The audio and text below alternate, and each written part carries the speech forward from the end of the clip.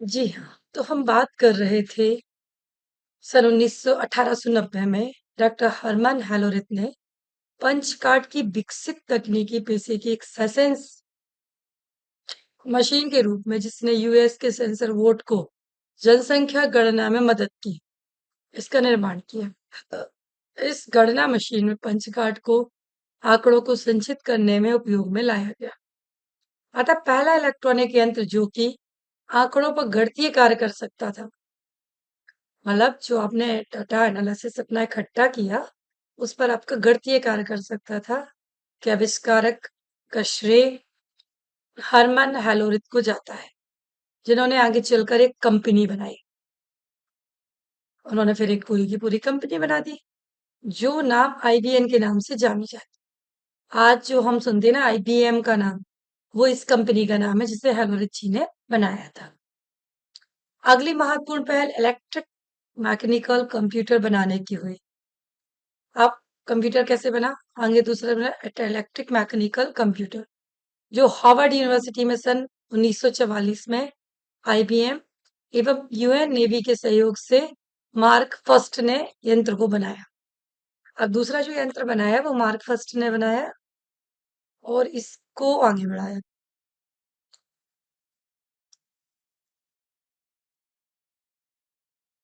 जो कि दशमलव मशीन थी। क्या थी जो? दशमलव मशीन थी। अब दशमलव मशीन बनाने का काम ही हुआ।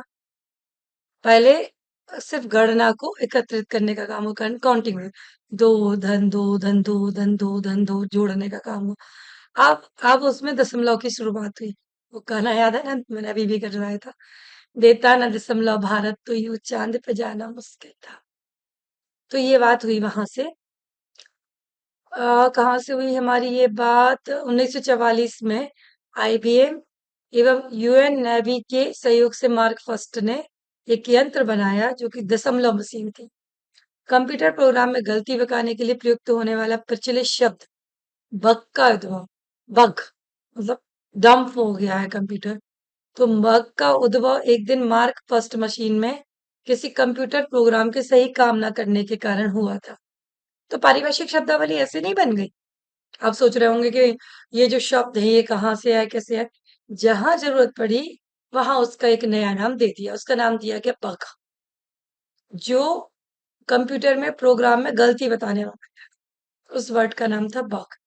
प्रोग्राम में गलती हटाने की प्रक्रिया आज डिबगिंग के नाम से कहलाती है। उसके बाद निर्वात बॉल्व के आगमन के साथ प्रथम इलेक्ट्रॉनिक कंप्यूटर ईएनआईएसी का 1945 का निर्माण द्वितीय विश्व युद्ध की आवश्यकता को देखकर रखते हुए पेंसिल्वेनिया यूनिवर्सिटी में अमेरिका में हुआ। यह 5000 जोड़ और 500 गुणा गणनाएं प्रति मिनट करने में सक्षम था। 5000 जोड़ मतलब 5000 डिजिट और उनका 500 गुणा प्रति मिनट करने में सक्षम था। इसके साथ ही आधुनिक कंप्यूटर की विभिन्न पीढ़ियां चालू हुई। फिर कंप्यूटर जब आया आपके बीच में, तो वो अलग अलग पीढ़ियों को लेके आपके बीच में आया। अब कंप्यूटर की जो पीढ़ियों का विकास हुआ, जो विभिन्न अवस्थाओं, उसको कंप्यूटर की पीढ़ी कहा गया। पीढ़ी शब्द कंप्यूटर में प्रयोग किए गए अवयवों की भिन्नता को दर्शाता है। अब पीढ़ी ऐसा नहीं है जैसे हमने और आपने समझ लिया कि भाई मैं एक पीढ़ी, मतलब हमारी चौथी पीढ़ी कंप्यूटर की जनरेशन होगी, मेरी चौथी पीढ़ी, मेरा बेटा दूसरी पीढ़ी, बेटे का बेटा तीसरी पीढ़ी और बेटे का बेटा चौथी पीढ़ी। तो मेरी जो चौथी पीढ़ी होगी ना, वो पता नहीं कंप्यूटर के मामले में कहाँ जाएगी। डेफिनेटली जाएगी, ये इसमें कोई दो राय नहीं है कि वो नहीं जाएगा। जब मैंने अपने आप में मेरे पेरेंट्स से, तो मैं पेरेंट्स की अपनी दूसरी पीढ़ी हो गई। अब जब दूसरी पीढ़ी में मैं इतनी एडवांस हो गई, तो मेरी जनरेशन तो और एडवांस निकलेगी। मैंने अभी करंट में एक पीएचडी किया एजुकेशन से, सेकंड पीएचडी है मेरा। जनरल एक बात यहाँ निकली, इसलिए एग्जाम्पल देने की यहाँ आवश्यकता पड़ी। तो ये मान के चलिए मैंने क्यों किया? क्या मेरे पास पीएचडी नहीं थी? मेरे पास थी, ऑलरेडी थी। उसके बिहाफ पे जॉब लगा था, उसके बिहाफ पे जॉब कर रही थी। लेकिन जब न्यू एजुकेशन पॉलिसी आई, राष्ट्रीय शिक्षा नीति आई, उसमें क्या चेंजिंग है? एक समय होता है आपका पढ़ने का, उस समय के बाद फिर आपका मन नहीं लगता। लेकिन अगर करंट से जुड़ना है आपको, वर्तमान कालीन मुद्दों से जुड़ना है, तो आपको करंट के साथ अपना अध्ययन जारी रखना पड़ेगा। पीढ़ी की बात हो रही, पीढ़ी किसे कहा जाएगा यहाँ? पीढ़ी का मतलब ये नहीं होता कि कंप्यूटर ने एक जन्म दिया, दूसरा जन्म दिया, तीसरा नहीं। कंप्यूटर में जो काम हुए, जो अवयव जुड़े, जो नए कंपोनेंट्स जुड़े उसमें, उसको पीढ़ी का नाम दिया गया है यहाँ पर। तो मुझे करंट की जानकारी चाहिए थी। वर्तमान समय में रिसर्च का क्या स्कोप है? रिसर्च मेथोलॉजी अभी वर्तमान में कैसे काम कर रही है? रिसर्च अपने आप को कैसे इम्प्रूव कर रहा है? न्यू एजुकेशन पॉलिसीज में क्या बड़े मुद्दे उठाए गए? किन मुद्दों को साकार करने का प्रयास किया गया? भाई सारे मुद्दे, जब न्यू एजुकेशन पॉलिसी बनी है, जब लोगों की समिति ने मिलकर बनाया, तो मैं अकेली नन्ही सी जान उसमें कितना एड ऑन कर सकती हूँ? तो वो सीखना तो पड़ेगा ना हमें, समझना तो पड़ेगा। इसलिए मैंने सेकंड पीएचडी की। और सेकंड पीएचडी करने का एक दूसरा बड़ा मुद्दा ये भी था कि वर्तमान समय में अनुसंधान किस बेहाव पर काम कर रहा है, कैसे काम कर रहा है। वो नॉलेज मुझे नहीं थी, क्योंकि मैंने 2010 में पीएचडी कर लिया था। अब 2022 और 24 में क्या चल रहा, मतलब एक पीढ़ी जस्ट आ गई है मेरी। जब मैंने पीएचडी की, उसके बाद एक पीढ़ी मेरी बराबरी पे खड़ी हो गई है पीएचडी करने के लिए। तो ये नई पीढ़ी, नई जनरेशन कैसे काम कर रही है, इसलिए मैंने इसको दोबारा किया कि भाई वर्तमान समय के साथ अगर आपको जुड़ना है, टेक्नोलॉजी को आपको समझना है, तो वर्तमान समय के साथ आपको चलना पड़ेगा। अन्यथा आप सीनियर सिटीजन में फेंक दिए जाओगे साइड। तो वही चीज यहाँ कंप्यूटर की बात हो रही है, कंपोनेंट्स की बात हो रही है, उसके अवयवों की बात हो रही है कि उसके अवयवों में किन चीजों की हमें जरूरत पड़ी।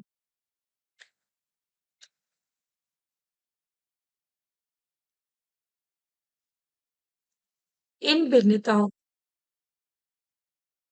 कंप्यूटर को क्रमशः आकार में छोटा, तेज गति का, सस्ता एवं आसान बना। लेकिन ये विकास इतने समांतर हुए कि किसी एक खास समय या घटना को नई पीढ़ी की शुरुआत कहना मुश्किल हो सकता है। बहुत बढ़िया चीज कही है कि उसमें अ, अभी हम देखें, जब हमारे आईफोन आए थे, स्टार्टिंग हुई थी जब स्क्रीन्स वाले फोनों की, टच स्क्रीन वाले फोनों की, जब शुरुआती रेंज उनकी 15-15 हजार थी। आज एक से एक 128 जीबी मेमोरी रैम की जो वही बात फिर घूम फिर के मेरी वापस आ जाती है। जब डिमांड होगी तो मांग होगी, जब मांग होगी तो पूर्ति होगी, और जब तक मांग ही नहीं हुई, तब तक पूर्ति कैसे होगी? मार्केट में मोबाइलों की मांग बढ़ी, पूर्ति हुई तो लोगों को मौका मिला काम करने का। जब लोगों को मौका मिला, तो उन्होंने उसके रेट रीजनेबल कर दिए। जब पूर्ति करनी है मार्केट में, और आप 20 हजार का मोबाइल आज भी बेचोगे, 64 जीबी का, या 6 64 वाला, या 4 64 वाला, तो कोई नहीं खरीदेगा 20 हजार में। तो हमने क्या किया फिर वहां? हजारों मोबाइल बना दिए। ठीक है, नहीं हजारों, बस थोड़ी सी रेंज कम कर दी। जब हमने रेंज कम की, लोगों ने उसे खरीदना शुरू कर दिया। लोगों ने उसे खरीदना शुरू कर दिया, तो हमारी सप्लाई ज्यादा होने लगी। सप्लाई इतनी हो गई कि हमारी अभी डिमांड तो हमारे पास, मांग जो आई थी हमारे पास 10 मोबाइलों की आई थी, लेकिन जब रेट के निकले तो 10 हजार बिकने लगे। तो वो हमें मुनाफा वहां शुरू हो गया। इसको और छोटे से एग्जाम्पल से आप ऐसे समझ सकते हो कि भाई आप एक साड़ी बनाती हैं दिन भर में, या एक सूट सिलते हैं, ठीक है ना? अब एक सूट सिलने का 500 रुपए लेते हैं। एक सूट सिलाई आपने 500 रुपए ली, ठीक है? आप 3 घंटे में वो सूट सिल के दे देते हैं मार्केट में, और आपने 500 रुपए ले लिए। अब आपका उसमें खर्च कितना आया? मेरी बात समझ रहे हैं? उसमें खर्च आया एक रील का, एक मशीन का, इतना खर्चा आया, मतलब आपका ओवरऑल भी मान लें तो 100 रुपए का खर्चा आया। आपने 400 की कमाई। अगर आपकी कैपेसिटी इतनी अच्छी है कि दिन में आप 2 घंटे में एक सूट निकाल सकते हैं, सिल सकते हैं, और 500 की इनकम ले रहे हैं, तो आप उन 24 घंटों में 18 घंटे काम कीजिए। आप भली 300 रुपए लीजिए, 300 रुपए आप लेंगे तो आपके पास पूर्ति बहुत ज्यादा होगी। भाई वो तो 300 रुपए ले रहा, चलो मैं तो 10 सूट डाल दे रही हूँ। अब आपको पता है कि 300 रुपए के 10 सूट 3 हजार रुपए के निकले। 300 रुपए के हिसाब से 10 सूट आपके 3 हजार रुपए में आपने 10 घंटे में सिल दिए। 1 घंटे में आप एक सूट सिल लेते हैं, 15 घंटे में सिल दिए आपने। तो काम आपके पास बढ़ा, इनकम कितनी बढ़ी, खर्चा कितना हुआ? 500 में आपने 100 खर्चा निकाल के 400 बचाए, और 10 सूट, मेहनत ही तो लगी, आपकी शरीर ही तो काम किया, उसमें मेहनत ने काम किया ना। तो वहां आपने खर्चा किया 200 रुपए का, बचा आपके पास 2800। तो सेम कंडीशंस कंपनियों की होती है, वही चीज कंप्यूटर की पीढ़ी में हुआ। खास बदलाव नहीं आए। उसका जो आकार था वो छोटा तेज गति का हो गया, सस्ता सामान मिलने लगा, आसान किस्तों पे कंप्यूटर मिलने लगे आपको, तो वो डिमांड और ज्यादा बढ़ती गई। आज भारत में ऐसा कोई परिवार नहीं होगा, पिछड़े वर्ग को मान लें, छोड़ दें थोड़ा सा हम 1%, 10% लोगों को छोड़ दें तो 90% लोगों के घर में लैपटॉप जरूर हो। लैपटॉप अदरवाइज डेस्कटॉप, क्योंकि इसके बिना संभव ही नहीं है लाइफ में चलना। तो 80% लोगों के घरों में आज लैपटॉप आपको मिलेगा, डेस्कटॉप आपको मिलेगा, कंप्यूटर का काम करते हुए वो मिलेगा। अगर समय के साथ नहीं चलोगे तो मतलब आप बैकवर्ड हो, आप पीछे हो, तो आप पीछे हो, है ना। अब प्रत्येक पीढ़ी के कंप्यूटर अपनी पिछड़ी व तुलना में निम्न बिंदुओं में बेहतर थे। जो नया कंप्यूटर आया वो पिछले से कैसे बेहतर था? उसका आकार छोटा होता गया, उसमें ऑपरेटिंग सिस्टम की गति जो है वो अधिक कर दी गई, उसमें प्रोसेसिंग क्षमता बढ़ा दी गई, उसकी गढ़ की अधिक क्षमता कर दी गई, उसका जीवन काल लंबे समय तक, जैसे 1 साल चल रहा है मोबाइल सपोज करो, तो उसमें हमने इतना अच्छा प्रोसेसर डाला कि वो 3 साल तक आपका काम कर सकता है। उसमें रख रखाव जो है उसकी आवश्यकता कम पड़ने लगी, भंडारण क्षमता मतलब स्टोरेज उसकी बढ़ा दी गई। तो ऐसे उसमें जो चेंजिंग आए वो चेंजिंग आपके ये आए उसमें। अब हम बात करते हैं अपनी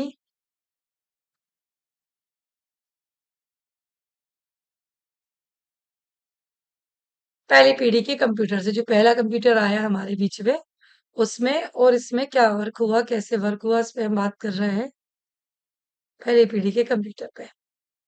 देखिए, पहली पीढ़ी के कंप्यूटर जो थे, आधुनिक कंप्यूटर का युग 1946 से अनेक electronic numerical integrator and calculator computer के आविष्कार के साथ हुआ।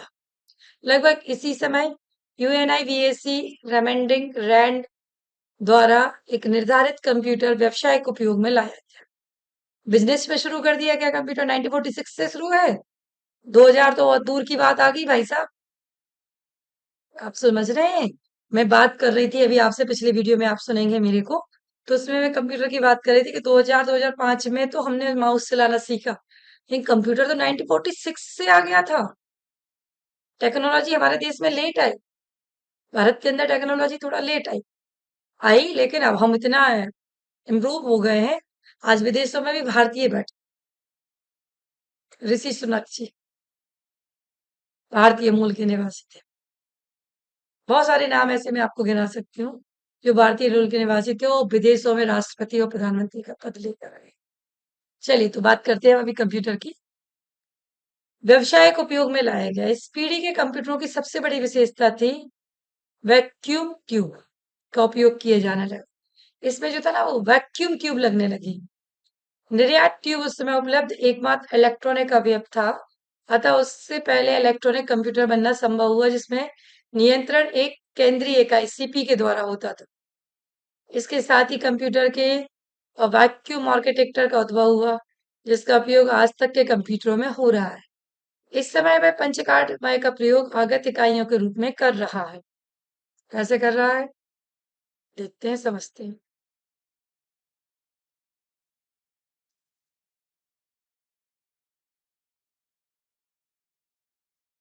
द्वितीयक भंडारण इकाई के रूप में इसका प्रयोग हो रहा। चुंबकीय ड्रम का उपयोग होता है। इस पीढ़ी के कंप्यूटर अपने समय के सबसे तेज गति की गणना करने वाले उपकरण थे, जिनकी गणनाएं मिली सेकेंड में करने में सक्षम थे। चूंकि इन मशीनों में निर्वात ट्यूब का उपयोग होता था, तो इनका भार, आकार, आयतन काफी अधिक होता था। साथ ही इन्हें चलाने के लिए अत्यधिक विद्युतीय ऊर्जा व आवश्यकता होती थी, जिससे काफी ऊष्मा उत्पन्न होती थी। निर्वात ट्यूब जल जाने पर बार बार उन्हें बदलना होता था, अतः इन कंप्यूटरों की आयु कम होती थी तथा इनका लगातार रखरखाव आवश्यक था। इन्हीं दोषों के कारण इनका व्यावसायिक उपयोग नगण्य होता गया। अच्छा, जिन कंप्यूटरों की हम बात कर रहे हैं, इनका वैक्यूम ट्यूब जल जाने पर बार बार इन्हें बदलना होता था। वैक्यूम ट्यूब अगर जल जाती थी तो उन्हें बदलना पड़ता था, इसलिए यहाँ कंप्यूटर की आयु कम होती जाती थी। लगातार इनका मेंटेनेंस बहुत जरूरी था। इन्हीं दोषों के कारण व्यवसायिक उपयोग में यह नगण्य हो गई। आया बिजनेस के लिए था, वैक्यूम ट्यूब का यूज किया गया, लेकिन वैक्यूम ट्यूब जल्दी फूक जाती थी, तो उसे चेंज करना पड़ता, मेंटेनेंस में बहुत पैसा खर्च होता था, समय खर्च होता था, इसलिए इसका उपयोग धीरे धीरे कम हो गया। इस पीढ़ी के अन्य कंप्यूटर आए, ईडीए ईडीएसएसी 1949 में, एसईएसी 1950 में, एडीवीए 1951 में और आईएएस 1952 में। एक दूसरे पीढ़ी के कंप्यूटर के क्षेत्र में सबसे बड़ी क्रांति है 1947, जब देश आजाद हुआ, उस समय की ये बात कर रहे हैं। उसमें क्या वो आई, अर्धचालक सॉलिड स्टेटस डिवाइस ट्रांजिस्टर के आविष्कार के साथ, और वैक्यूम ट्यूब का स्थान ट्रांजिस्टर ने ले लिया था। जो वैक्यूम ट्यूब लगा था उसका स्थान किसने ले लिया? ट्रांजिस्टर ने। निर्यात ट्यूब के विपरीत ट्रांजिस्टर तेज गति से कम स्थान घेरने वाले हो गए। साथ ही वैक्यूम ट्यूब से ज्यादा विश्वसनीय ट्रांजिस्टर के काम के लिए बहुत विद्युत ऊर्जा की आवश्यकता होती थी। अब ये समस्या आ गई, मैंने जिस चीज में आपको गुण दिखेंगे उसमें दोस्तों पहले तैयार हो जाए। अब इसमें इलेक्ट्रिक ज्यादा लगने लगा, अतः इसमें ऊष्मा उत्पन्न कम होती थी। इन प्रयोग से कंप्यूटर छोटे, अधिक गति वाले, कंप्यूटेशन समय माइक्रो एंड अधिक कार्य क्षमता वाले हो गए। इसकी विश्वसनीयता एवं एक स्थान से दूसरे स्थान ले जाने में सुविधा के कारण इनका व्यावसायिक उपयोग भी होने लगा। 1955 से 1965 तक ये दूसरी पीढ़ी आपकी कंप्यूटर की मानी जाने लगी, जो किसके आधार पर बनी थी? हमारे ट्रांजिस्टर के आधार पर। वैक्यूम ट्यूब को अलग करके हमने ट्रांजिस्टर पर काम करना शुरू कर दिया। अब तीसरी पीढ़ी आई हमारी। पहली दो पीढ़ी के कंप्यूटर अलग अलग अवयव, ट्रांजिस्टर, कैपेसिटर, रजिस्टर, निर्यात ट्यूब को जोड़कर बनाए जाते थे, जिससे फिर भी एक अवयव के खराब होने पर उसे ढूंढना, सुधारना अत्यंत दुष्कर कार्य होता गया। लेकिन इस पीढ़ी के कंप्यूटरों में अलग अलग अवयवों का स्थान इंटीग्रेटेड सर्किट ने ले लिया। इंटीग्रेटेड सर्किट में अलग अलग अवयव जैसे ट्रांजिस्टर, रजिस्टर, कैपेसिटर, गैजेट्स इत्यादि सैकड़ों की संख्या में छोटे से अर्धचालक मटेरियल सिलिकॉन चिप्स में आपस में संबंध फैब्रिकेट बनाए जाते हैं। इस तरह कंप्यूटर का आकार अत्यंत कम करने में मदद करने लगा। इस पीढ़ी के कंप्यूटर अपने से पूर्व की पीढ़ी तुलना में अत्यंत विश्वसनीय हो गए, क्योंकि अब कार्य करने वाली यूनिट या प्रोसेसर में विभिन्न अवयवों को अलग अलग जोड़ने की आवश्यकता नहीं रही। साथ ही इनकी गणना करने की क्षमता नैनो सेकंड तक आ गई। नैनो मतलब बिल्कुल हल्का सा सेकंड। इस पीढ़ी के कंप्यूटर की अन्य जो विशेषताएं थी वो हम उनको पढ़ेंगे अब। कंप्यूटर छोटे आकार का था, समांतर क्रियान्वयन की सुविधा थी, कम विद्युत ऊर्जा की आवश्यकता थी, कम लागत और रखरखाव की आवश्यकता थी, अधिक गणितीय क्षमता थी, एक स्थान से दूसरे स्थान ले जाने में हर प्रकार की पोर्टेबिलिटी थी, सुविधा थी। आप उठाओ, कहीं के कहीं भी ले जाओ। 55 से 65 तक, मतलब हम तो शायद पैदा ही नहीं होंगे उस समय, जिस समय कंप्यूटर देश में आ गए थे। तो चौथी पीढ़ी के कंप्यूटर जो थे, वो तृतीय पीढ़ी के कंप्यूटर प्रयुक्त इंटीग्रेटेड सर्किट में ट्रांजिस्टर प्रति चिप से 100 ट्रांजिस्टर प्रति चिप तक लगाना संभव था। इसे SSI, स्मॉल इसका इंटीग्रेशन कहा जाता है।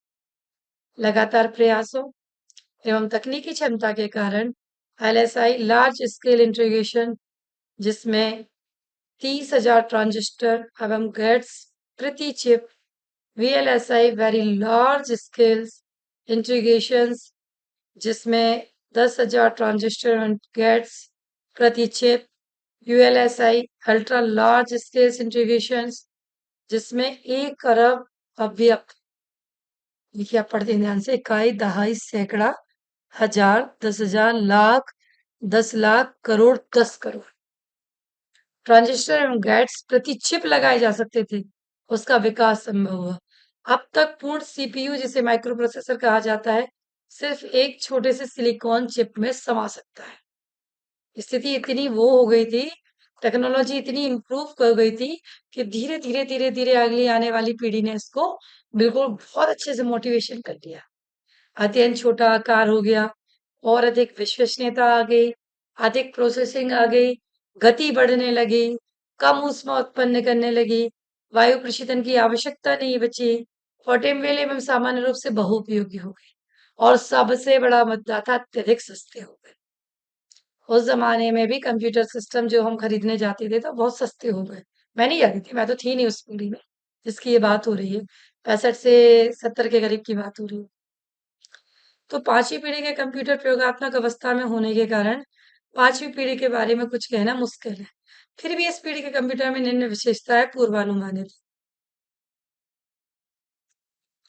पांचवी पीढ़ी की हम यहाँ बात कर रहे हैं कि पांचवी पीढ़ी के कंप्यूटरों में किस प्रकार से हमने एक्सचेंज किए, किस प्रकार से बदलाव लाए। इस प्रकार हमने सिस्टम को, कंप्यूटर को अलग अलग पीढ़ियों में यहाँ पढ़ा। अब बात आती है, देखिए हम बात कर रहे हैं अपनी पांचवी पीढ़ी के कंप्यूटर थे जो प्रयोगात्मक अवस्था में होने के कारण पांचवी पीढ़ी के बारे में कुछ कहना मुश्किल है। फिर भी इस पीढ़ी के कंप्यूटरों में निम्न विशेषताएं थी। हम बात कर रहे हैं किस पीढ़ी की? पांचवी पीढ़ी की। देखिए, पांचवी पीढ़ी के कंप्यूटर की हमारी बात चल रही है और क्या चल रहा है हमारा? मानव सुर समझना। पांचवी पीढ़ी का कंप्यूटर जो था उसने क्या किया? मानव स्वरों को समझना प्रारंभ कर दिया।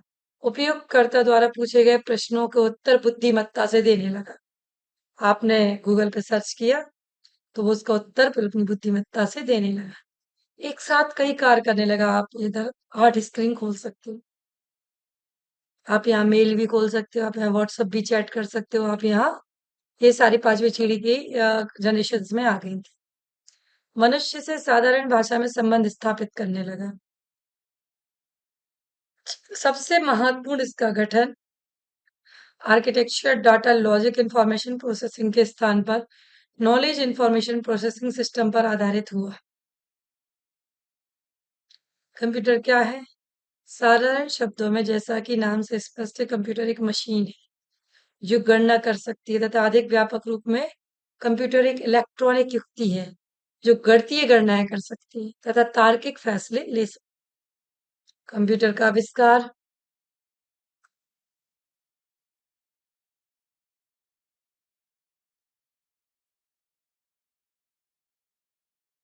मूलतः अधिक गति से एवं शुद्धता पूर्वक गणना करने के लिए किया जाए। ऐसा नहीं था कि पहले गणना कार्य नहीं होता था, लेकिन समय के साथ साथ बढ़ती आवश्यकताओं में कठिन, अचूक एवं शीघ्र हो जाने वाली गणना के लिए तात्कालीन साधन अनुपयुक्त थे। अतः ऐसे साधन पर विचार हुआ जो धन एवं समय की बचत के साथ साथ शुद्धता पे भी खरा होता है। आवश्यकता आविष्कार की जननी है। इसी आवश्यकता को जन्म दिया कंप्यूटर ने। बहुत ही बढ़िया पॉइंट्स यहाँ उठाया है इन्होंने। आवश्यकता आविष्कार की जननी होती है। किसी भी आविष्कार की, किसी भी इन्वेंशंस की अगर बात हो तो वो क्यों उसकी जरूरत पड़ी, किस आधार पर उसकी जरूरत हमें पड़ी। देखिए, किसी भी प्रकार का आविष्कार हो, जब उसकी जरूरत पड़ी तो उस पर आविष्कार हुआ। अब पेन की बात करें, फॉर एग्जाम्पल पेन, लिखने वाला पेन, आप लिखते हैं, हम लिखते हैं जिस पेन से। अब पेन की आविष्कार कैसे हुआ? हम अगर आपसे पूछे कि पेन का आविष्कार कैसे हुआ, तो पेन से लिखने की आवश्यकता पड़ी इसलिए उसका आविष्कार हुआ। जब आपको लिखने की आवश्यकता नहीं होती उसका आविष्कार कैसे कर? तो आविष्कार होने का मतलब ही यही होता है कि उसकी आवश्यकता होना, और इसी आवश्यकता ने जन्म दिया कंप्यूटर को। भले ही कंप्यूटर की उत्पत्ति गणनात्मक कार्यों के लिए हुई हो, लेकिन वर्तमान समय में इसका कार्य क्षेत्र विस्तृत एवं व्यापक हो चुका है। आज इसके द्वारा किए जाने वाले लगभग 80% कार्य आगणितीय प्रकृति के होते हैं। जीवन के प्रत्येक क्षेत्र में, जैसे शारीरिक, वैज्ञानिक, शोध, शैक्षणिक, व्यावसायिक, मौसम, भविष्यवाणी, छपाई कार्य, विभिन्न डिजाइन, मकान, वस्त्र आदि, रेलवे, हवाई आरक्षण एवं रोजमर्रा के कार्यों में कंप्यूटर का अपना एक अभूतपूर्व योगदान है। कंप्यूटर एक ऐसी युक्ति है जो सूचना एवं डाटा पर निर्भर रहती है। डाटा न्यूमेरिक कैरेक्टर, नाम, पता आदि, ग्राफिक आदि, गाने, भाषण आदि इत्यादि रूपों में भी हो सकता है। कंप्यूटर इन सूचनाओं को भंडारित करता है, तत्पश्चात उससे जो निर्देश दिए जाते हैं उनके अनुरूप करके इन डाटा एवं सूचनाओं को संश्लेषित कर वांछित रूप में प्रदर्शित करता है। अतः कंप्यूटर एक ऐसी इलेक्ट्रॉनिक युक्ति या मशीन है जो डाटा एवं सूचनाएं एकत्रित करता है, उन्हें भंडारित करता है, दिए गए निर्देशों के अनुसार उन्हें संश्लेषित करता है, प्राप्त अर्थपूर्ण परिणाम वांछित रूप में प्रदर्शित करता है। अब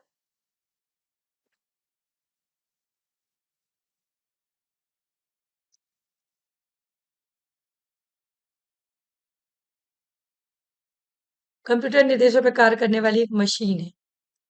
इसमें मानव मस्तिष्क की तह लेने एवं समझाने की क्षमता नहीं होती। इसकी सीमा और विशेषताओं पे हम पहले डिस्कशन कर चुके हैं। इसलिए इसको अभी चेंज करते हैं। कंप्यूटर की सीमा और विशेषताओं के ऊपर से हमने पहले डिस्कशन किया कि उसकी कुछ विशेषता है तो कुछ उसकी सीमाएं भी हैं। अगर विशेषता है कि वह जल्दी काम करता है, तो सीमा है कि वो बिना मनुष्य के निर्देश के कार्य नहीं कर सकता। अगर उसकी विशेषता है कि वह हजारों गणनाएं एक साथ कर सकता है, तो उसकी सीमाएं बैठ जाती हैं कि बिना मनुष्य के माइंड के तो वो कुछ कर नहीं सकता। मतलब मस्तिष्क तो कार्य कर रहा है मनुष्य का, वो कार्य कर रहा है आपका कंप्यूटर। अब कंप्यूटर की संरचना और कार्यप्रणाली के बारे में हम यहाँ डिस्कशन करेंगे कि कंप्यूटर एक इलेक्ट्रॉनिक उपकरण है जो निर्देश सूचनाएं ग्रहण करता है, उन्हें भंडारित करता है, निर्देशों के अनुसार डाटा एवं सूचनाओं पर प्रक्रिया कर उपयोगी एवं अर्थपूर्ण परिणाम देता है। कंप्यूटर निम्नलिखित मूल संक्रियाएं करता है। कौन कौन सी संक्रियाएं करता है, किस प्रकार का काम करता है कंप्यूटर, देखेंगे, समझेंगे हम इसको। डाटा एवं निर्देश पढ़कर ग्रहण करना, जो डाटा आपने इनपुट डाला है उसके अंदर उसके निर्देशों को पढ़ेगा और उसे ग्रहण करेगा। डाटा एवं निर्देशों को भंडारित करता है। क्या करता है कंप्यूटर यहाँ पर, जो आपने डाटा दिया है उसके लिए काम दिया है, उनको निर्देशों को जैसे आपने निर्देशित किया वैसा वो स्टोरेज करना प्रारंभ, मतलब वो अपने आप में भंडारित करना प्रारंभ कर देगा। डाटा में निर्देशों के अनुरूप प्रक्रिया कर उन्हें उपयोगी सूचनाओं में बदलता है। क्या करता है, एक प्रोसेस जो होती है, प्रोसेस जो करती है वो कैसे करता है, उपयोगी सूचनाओं में बदल देता है उस प्रोसेस के तहत। मतलब कार्य करने में वो पूरा अपना प्रोसेस का काम करता है। उपयोगी सूचनाएं जो प्रक्रिया के उपरांत प्राप्त हुई है उन्हें उपयोगकर्ता के समझाने योग्य रूप में प्रदर्शित करता है। जैसे उसको उपयोगी सूचनाएं प्राप्त हुई तो वो प्रक्रिया के उपरांत अपनी उपयोगी सूचनाओं की प्रक्रिया उसने ली, आपने उसमें स्टरण किया, उसमें स्टोरेज किया और उपयोगकर्ता के समझने योग्य, मतलब मैं उपयोग कर रही हूँ इसका तो हमें क्या समझ में आ रहा है, कैसे समझ में आ रहा है, उसके अनुरूप वह मुझे प्रदर्शित करता है। विभिन्न प्रक्रिया एवं क्रम को नियंत्रित करता है। अगर आपका काम चल रहा है तो उसकी विभिन्न प्रक्रिया क्या है, उसका नियंत्रण क्या है, उन सबको ये लेकर चलता है। क्या क्या रहता है इसके अंदर, मैन मेमोरी, इसके अंदर की मैन मेमोरी इसमें बहुत बड़ा रोल अदा करती है। इनपुट यूनिट, जो यूनिट होती है वो इसके अंदर का इनपुट का डाटा लेती है। एक इसमें कंट्रोल यूनिट होती है जो इसे कंट्रोल करती है। एक इसकी आउटपुट यूनिट होती है जो इसका डाटा आउटपुट देता है। एक अर्थमेटिक एंड लॉजिक यूनिट होती है, सेंट्रल प्रोसेसिंग यूनिट। सीपीयू का फुल फॉर्म यहाँ पे क्या बताया गया है, सेंट्रल प्रोसेसिंग यूनिट। इस क्षेत्र में सॉलिड लाइन डाटा एवं निर्देशों के प्रभाव को दर्शाता है। डॉटेड लाइन कंट्रोल द्वारा इकाई द्वारा संरक्षण को दर्शाती है। चित्र संरचना के न्यू आर्किटेक्चर को ये दर्शाता है। उपयुक्त संक्रियाओं को सुचारू रूप से करने के लिए विभिन्न हार्डवेयर जोड़कर कंप्यूटर सिस्टम का निर्माण किया जाता है। इसके जो अवयव होते हैं वो कौन कौन से हैं, इनपुट यूनिट, आगत इकाई, डाटा आ किस वेग पे रहा है, डाटा आ कैसे रहा है, कैसे डाटा आकर अपना काम कर रहा है। फिर हमारी रहती है निर्गत इकाई, निर्गत मतलब आउटपुट कैसे दे रही है, आपकी जो यूनिट काम कर रही है वो आउटपुट कैसे कर रही है। और तीसरी जो इंपॉर्टेंट होती है वो होती है केंद्रीय संसाधन इकाई, मतलब central processing unit. Central processing unit कैसे काम करती है, किसी कार्य विशेष को करने के लिए इनपुट इकाई क्या है, इसको हम पढ़ते हैं, समझते हैं क्या कहलाती है। किसी कार्य विशेष को करने के लिए कंप्यूटर को डाटा एवं निर्देशन देने होते हैं। आगत इकाई, इनपुट यूनिट, बाहरी वातावरण से सूचनाएं लेती है, डाटा एवं निर्देश ग्रहण करती है, इसे कंप्यूटर के समझने योग्य रूप में ऐसे सिग्नल में परिवर्तित करती है जिनमें कंप्यूटर समा सके, तथा इन परिवर्तित सिग्नलों को आगे की प्रक्रिया के लिए कंप्यूटर में भेजते हैं। आउटपुट यूनिट्स क्या करती है? कंप्यूटर द्वारा प्राप्त विशिष्ट परिणामों को बाहरी वातावरण, उपयोगकर्ता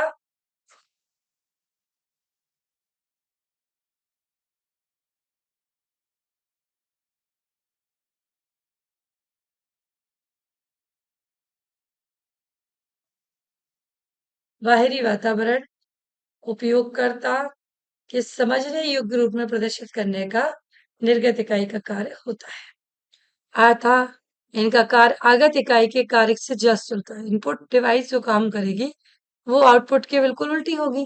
भाई किसी चीज को आप अंदर डालोगे तो निकालोगे तो दोनों प्रक्रिया में प्रोसीजर में अंतर तो आएगा। इनपुट करना मतलब डालना, आउटपुट उसका निकालना मतलब बाहर करना। तो इनपुट और आउटपुट ये अपने आप में दो अलग अलग बिंदुओं पर कार्य करती है। यह कंप्यूटर द्वारा संश्लेषित विश्वास और परिणाम की जो बाइनरी रूप होते हैं उनको ग्रहण करती है, उन्हें उपयोगकर्ता के समझने योग्य रूप में परिवर्तित करती है तथा इन परिवर्तित परिणामों को बाहरी वातावरण में उपयोगकर्ता के पास भिन्न रूपों में भेजता है, जिसे हम सीपीयू कहते हैं। सीपीयू जो है ना कंप्यूटर की माँ के समान है, महत्वपूर्ण एवं मुख्य इकाई है। अगर माँ नहीं है तो सिस्टम है ही नहीं, तो सीपीयू नहीं है तो सिस्टम है ही नहीं। इसे कंप्यूटर का दिमाग कहा जाता है। सीपीयू जो होता है ना, सेंट्रल प्रोसेसिंग यूनिट, यही कंप्यूटर का दिमाग है। अगर ये खराब है तो कंप्यूटर कुछ नहीं है। डेस्कटॉप आपके सामने जो रखा है कुछ नहीं, सीपीयू काम नहीं कर रहा है तो मदरबोर्ड काम नहीं कर रहा है, उसका मदर, उसकी माँ, उसका बोर्ड काम नहीं कर रहा है तो वो किसी भी प्रकार से उचित नहीं है। सीपीयू द्वारा डाले गए निर्देश ग्रहण कर निर्देशों के अनुसार डाटा संश्लेषित किया जाता है। विभिन्न गणितीय गणना तुलना की जाती है। इसके अतिरिक्त कंप्यूटर के विभिन्न इकाई के कार्यों को चालू करने, नियंत्रित करने में भी सीपीयू का कार्य होता है। केंद्रीय संसाधन इकाई के प्रमुख जो अवयव होते हैं वो कौन-कौन से होते हैं? देखिएगा, हम बात करते हैं इस पर। चलिए, तो हम बात कर रहे हैं केंद्रीय संसाधन इकाई के प्रमुख अवयवों की, मतलब किन-किन अवयवों को लेकर ये कार्य करता है।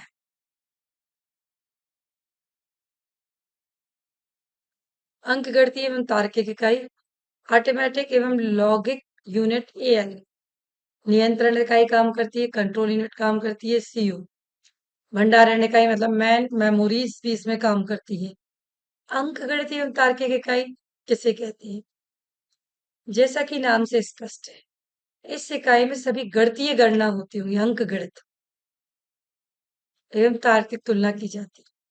विभिन्न गणितीय गणनाएं जो एएलयू के द्वारा की जाती है, विभिन्न तुलनाएं, ये देखिए आप निशान बने ना, less than, greater than, less than equal, greater than equal और एएल के अंदर निर्धारित प्रक्रिया निर्देशों के अनुरूप होती है एवं प्राप्त परिणाम पुनः प्राथमिक मेमोरी में स्थानांतरित हो जाती है। आप कंप्यूटर जो है ना आपका डेस्कटॉप, एक्सेल पे आप काम कीजिएगा कभी। आपने एक्सेल देखा होगा, जिन्होंने नहीं देखा एक बार जरूर देखना। एक्सेल सीट खोलना, उसमें फार्मूले लगते हैं। तो एक मतलब जैसे इसमें जैसे आप रिजल्ट एनालिसिस करते हैं, रिजल्ट की बात कर रही हूं मैं। आपकी जो मार्कशीट आती है, अब इतना आसान हो गया है मार्कशीट बनाना, पहले हाथ से चढ़ते थे हमारे मार्क्स, सब कंप्यूटराइज्ड हो गए हैं। आपने डाटा एंट्री की, आपने मार्क्स चढ़ा दिए, आपने पूरी क्लास के नाम लिखे। देखो एक क्लास है आपके पास और एक क्लास के अंदर जो लोग हैं वो कितने हैं? 30 स्टूडेंट हैं क्लास के अंदर। तो आपने एक बार सिस्टम पे उनकी एंट्री कर दी। क्लास हम बनाते हैं कक्षा 5 का एक रिजल्ट बनाना बताते हैं आपको। चलिए एक्सप्लेन करते हैं इसको कैसे काम करती है। अंक गणितीय तार्किक इकाई एएलयू, 5वीं पीढ़ी के कंप्यूटर की बात चल रही है। तो हमने एक कक्षा 5 में पढ़ने वाले विद्यार्थियों का अर्धमासिक रिजल्ट निकाला, quarterly, half yearly sorry, half yearly result निकालने के लिए हमने क्या किया, नाम लिखना प्रारंभ किया। पहला रो जो हमारी थी एक्सेल्स की, वो क्या काम कर रही है हमारा, लिखने का। उसमें हमने नाम लिख दिए जो जो नाम थे। दूसरे कॉलम में हमने उनके पेरेंट्स के नाम लिख दिए कि किसका बच्चा कौन है, किसका बच्चा कौन है। तीसरे कॉलम में हमने उनकी डेट ऑफ बर्थ डाल दी और पांचवें कॉलम से शुरू किया हमने मार्किंग चढ़ाना। तो पांचवें कॉलम मतलब चौथा पहला नाम का, दूसरा पिताजी के नाम का, तीसरा डेट ऑफ बर्थ का। चौथा कॉलम आपका इसमें बनता है, वो बनता है आपके मार्क्स का। तो हमने 4 विषयों के मार्क्स हम चढ़ा रहे हैं, हिंदी, अंग्रेजी, गणित और विज्ञान। हमने पहले हिंदी के मार्क्स चढ़ाए कॉपी चेक करके, फिर गणित के चढ़ाए, फिर सामाजिक विज्ञान के चढ़ाए, फिर मैथ्स के चढ़ाए, जितने भी सब्जेक्ट्स के आपको चढ़ाना है चढ़ा दिए। अब कितनी रो तैयार हो गई आपकी? पहले नाम की, फिर पिताजी के नाम की, फिर डेट ऑफ बर्थ की, तो आपकी एंट्री हो गई। फिर उसके बाद आपने 4 विषयों की मतलब 7 रो तैयार। अब आपसे पर्टिकुलरली एक रो का परसेंटेज निकालने की बात कर रहे हैं। तो अब अगली जो रो होगी 8वीं रो, उसमें क्या करेंगे आप? फॉर्मूला लगा, उसमें फॉर्मूला लगाएंगे C1 is equal ABCDEFGH, H1 division S2 या 16। अब इस फॉर्मूले को आप ऊपर लिखोगे तो आपकी पूरी रो में परसेंटेज निकल कर आ जाए। या फिर आप लगाना चाह रहे हैं कि सी तक तो आपके नाम और वो आए, फिर आपने डी, ई, एफ और जी, इन 4 रो को सिलेक्ट किया, डी प्लस एफ प्लस जी प्लस एच, और इसमें लगाया इक्वल, और इक्वल के बाद एंटर मार दिया। तो इन चारों का जो जोड़ है ना पर्टिकुलरली लाइन वाइज, वो अपने आप नीचे निकल के सामने आ जाता है। फिर अगले में हमने क्या बनाया? आई, आई इंटू 100 डिवीजन 60 या 40 परसेंटेज, वो सारी रो का परसेंटेज निकाल के दे गए, उसमें कोई गलती नहीं है। तो जो अंक गणितीय और तार्किक इकाई की जो तुलना की जाती है वो कैसे की जाती है? Less than, greater than, less than equal, greater than equal और एल, इसके अनुसार वो कार्य करती है, वो मेमोरी उसमें स्थानांतरित होती जाती है। अब हम बात करते हैं नियंत्रण इकाई सीयू। यह इकाई कंप्यूटर सिस्टम की सभी इकाइयों के गतिविधियों को संचालित एवं समन्वित करती है। नियंत्रण इकाई सही निर्देशों का चुनाव करती है। निर्देशों के अनुसार इकाइयां जैसे एएल इत्यादि के कार्य चालू करने में भी मदद करती है। इसके अतिरिक्त नियंत्रण इकाई विभिन्न इकाइयों के मध्य होने वाले डाटा स्थानांतरण जैसे इनपुट डिवाइस, मेमोरी के मध्य मेमोरी से आउटपुट डिवाइस के साथ सीपी के अंदर मेमोरी से एएलयू के मध्य प्राप्त परिणाम अपनी नजर रखती है। उन्हें सही वक्त पर सही जगह लाने में मदद करती है। यह नियंत्रण ये को स्वयं कोई डाटा प्रोसेसिंग नहीं करती, बल्कि डाटा प्रोसेसिंग को नियंत्रित करती है ताकि गणना सही क्रम में बिना गड़बड़ी के चल सके। अब है आपका मुख्य स्मृति इकाई कंप्यूटर की स्मृति इकाई डाटा, जिसमें निर्देश, सूचनाएं, मध्यक्ष, अंतिम परिणाम भंडारित करने के काम आती है। कंप्यूटर की आगत इकाइयों द्वारा निर्देश एवं डाटा कंप्यूटर को दिए जाते हैं। ये वास्तविक प्रक्रिया चालू होने के पूर्व सर्वप्रमुख मुख्य मेमोरी में भंडारित होते हैं। एएलयू में प्रक्रिया के दौरान प्राप्त होने वाले मध्यक परिणाम एवं प्रक्रिया के पश्चात प्राप्त होने वाले अंतिम परिणाम निर्गत इकाई में जाने की मुख्य रूप में भंडारित होती है। रजिस्टर क्या काम करता है? यह आधुनिक कंट्रोल कंप्यूटरों में रजिस्टर सीपीयू में अंदर विशेष अस्थायी भंडारण का स्थान नियुक्त करता है। सभी अंक गणितीय एवं तार्किक संक्रिय क्रियाएं संपन्न करता है। सीपीयू की प्रक्रिया की क्षमता रजिस्टर के आकार पर निर्भर करती है। प्रक्रिया के दौरान जितनी मात्रा में सूचनाएं रजिस्टर रख सकता है वह रजिस्टर का आकार कहलाता है। अतः रजिस्टर का आकार जितना बड़ा होगा उतनी ही अधिक प्रोसेसिंग की गति होगी।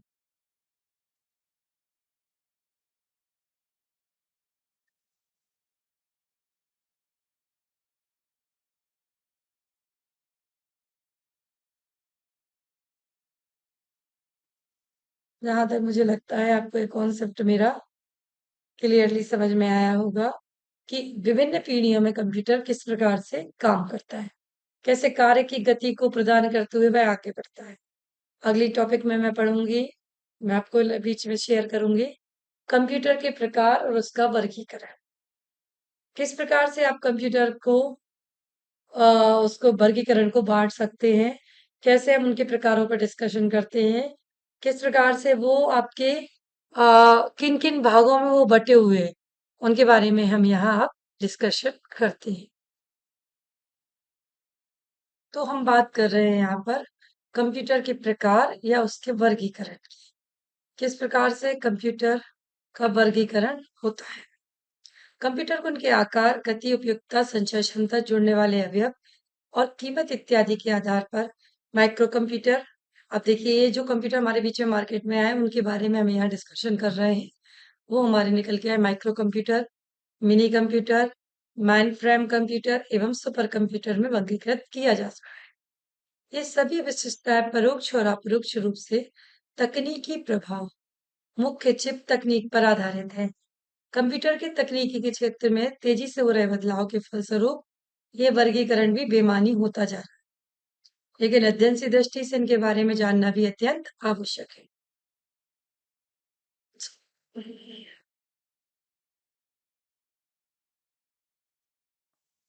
माइक्रो कंप्यूटर एक बहुउद्देशीय सबसे छोटा संपूर्ण कंप्यूटर सिस्टम होता है। माइक्रो की बात चल रही है। जब मैं नाइन्थ में नहीं कहूंगी, मैं ये मान के चलिए यूजी लेवल पे काम कर रही थी। उस समय माइक्रो माइक्रो कंप्यूटर के बारे में हम लोगों को दिखाया गया, समझाया गया। उस समय मैंने सीखा। तो ये क्या होता है, सिस्टम होता है एक संपूर्ण बहुउद्देशीय सबसे छोटा संपूर्ण कंप्यूटर सिस्टम होता है, जिसमें संपूर्ण सीपीयू एक अकेले चिप, जिसे माइक्रो प्रोसेसर कहा जाता है, उसमें होता है। इसमें एक समय में केवल एक उपयोगकर्ता कार्य कर सकता है। एक समय में एक उपयोगकर्ता। माइक्रो कंप्यूटर 70 के दशक के अंत में बनाए गए थे। 70, 1970 के बाद की बात हो रही है, जब देश में इमरजेंसी लगी थी। उसके बाद उसके आसपास की बात हो रही है। पहला माइक्रो कंप्यूटर जो था वो 8 बिट माइक्रो प्रोसेसर चिप द्वारा निर्मित, मतलब उसमें सिर्फ 8 बिट की चिप थी। 8 बिट चिप से अभिप्राय यह है कि यह चिप एक समय में 8 बिट के आंकड़े या निर्देशों को ग्रहण, संचय, व्यवस्थित और उन पर प्रक्रिया कर सकती थी। कुछ 8 बिट माइक्रो प्रोसेसर चिप हैं। इंटेल 8080, ये अभी है मार्केट में। मार्केट में इन्हें आप ढूंढेंगे तो ये मिल जाएंगे। MC 6809, जिलॉग, जेड80 आदि। देखिए अब आप फिर कहेंगे, मैं इस बात को दोबारा दोहराऊंगी कि प्रयोजनमूलक हिंदी में मुझे कंप्यूटर क्यों। भाई वर्तमान समय की आवश्यकता है, हिंदी अधूरी कैसे हो जाएगी टेक्नोलॉजी से। हिंदी को भी तो टेक्नोलॉजी में अपने पूर्ण होना है, उसमें हम अधूरे क्यों हो जाए। इसलिए आपको कंप्यूटर यहाँ पर सिखाया जा रहा है। आपको लग रहा होगा कि हिंदी विषय में क्या कंप्यूटर प्रोसेसर और इनके बारे में हम अध्ययन करें, कितना अध्ययन करें हम इनके बारे में। अब उन्होंने कहा सीपीयू क्या कहलाता है, माइक्रो प्रोसेसर। भाई हम इंजीनियर के बच्चे नहीं है, हम इंजीनियरिंग लाइन में नहीं जाना है, हमें नैनो टेक्नोलॉजी में पार्टिसिपेट नहीं करना है, हमें कोई मशीन नहीं बनाना, हमें इसरो में नहीं जाना। भाई हम तो हिंदी के आप ही, मैं तो साहित्य ऐसा नहीं है। हिंदी के आदमी को भी हिंदी साहित्य में पढ़ने के साथ साथ वर्तमान परिस्थितियों के साथ जूझना पड़ेगा, चलना पड़ेगा, उनके साथ कदम से कदम मिलाकर आगे बढ़ना पड़ेगा। इसलिए आपको कंप्यूटर के बारे में नॉलेज, इसलिए यहाँ आपको कंप्यूटर सिस्टम के बारे में नॉलेज दी जा रही है। किस प्रकार से आप कंप्यूटर सिस्टम को सीखेंगे, उसका इंटेल कैसे बनाएंगे, किस प्रकार की चिप उसमें लगी होती थी। जो माइक्रो कंप्यूटर 1970 के दशक में हमारे बीच में आया, वो तो जब तक फंडामेंटल आप पढ़ने जाओगे ना सिस्टम का, कंप्यूटर का, तो फंडामेंटल में शुरुआत ही इससे ही होगी कि पहले आपको ये तो पता होना चाहिए कंप्यूटर कहते किसे, कंप्यूटर का यूज क्या है, ये सब पता चल गया। नहीं कंप्यूटर किसे कहते हैं ये नहीं पता। आज देखो फर्स्ट क्लास में, नर्स क्लास का, मैंने आज की जनरेशन में देखा यूकेजी क्लास, एलकेजी और यूकेजी से क्लासेस में कंप्यूटर क्लास शुरू हो जाती है। बच्चे घर आते हैं, बताते मामा आज कंप्यूटर का प्रैक्टिकल था। अच्छा बच्चा किस क्लास में, यूकेजी में। क्या किया बेटा आपने कंप्यूटर के प्रैक्टिकल में। आज टीचर ने फर्स्ट डे था इसलिए माउस चलाना सिखाया, विंडो शट डाउन करना सिखाया, डेस्कटॉप शट डाउन करना सिखाया। तो जहां हमने ये बात 70 के दशक में सुनी थी, और 70 के दशक वाला आदमी या 90 के दशक वाला, जैसे मैं 80 के दशक को मानती हूँ अपने आप को, तो 80 के दशक वाले को कितना नॉलेज होगा इस चीज के बारे में, जो आप 2024वीं शताब्दी के लोग कर रहे हैं। 2023-24 की शताब्दी जिनके जन्म है, 2000 की जो शताब्दी के जन्म है, 2K वाले जो लोग हैं, बच्चे हैं जो, तो वो अपनी एलकेजी यूकेजी में कंप्यूटर सिस्टम को सीख के आए, वहां से इन्हें कंप्यूटर की नॉलेज प्राप्त हुई। तो भाई ये माइक्रो जो कंप्यूटर था जिसके बारे में हम यहाँ डिस्कशन कर रहे हैं, इसमें 8 बिट या चिप लगी होती थी।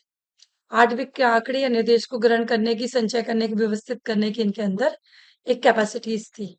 इसे इंटेल 8080 के नाम से जाना जाता है, एमसी 6809 से जाना जाता है, जिलॉग Z80 के नाम से भी जाना जाता है। समय इसी समय 8 bit computer, BBC micro computer, computer 64, TRS 80 इत्यादि भी आए, काफी प्रचलित हुए। तकनीक में सुधार के फलस्वरूप 1980 के आसपास, अब हम बात कर रहे हैं 1980 के आसपास की, 1980 के आसपास इंटेल कॉरपोरेशन द्वारा 8x16 बिट 8086 और 8088 माइक्रो प्रोसेसर चिप निर्मित किए गए। सोचो वो चिप कितनी और छोटी होती है, धीरे धीरे धीरे धीरे धीरे धीरे करके वो छोटी होती, बढ़ने की जगह वो और स्मॉल होती गई, वो वाले इसमें प्रयुक्त किए जाने लगे,